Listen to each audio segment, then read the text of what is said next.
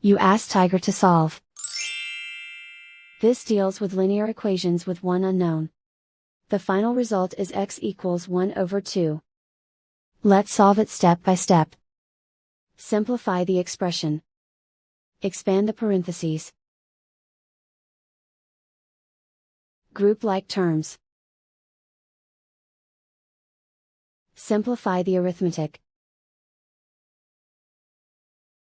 Group all constants on the right side of the equation. Subtract 1 from both sides. Simplify the arithmetic.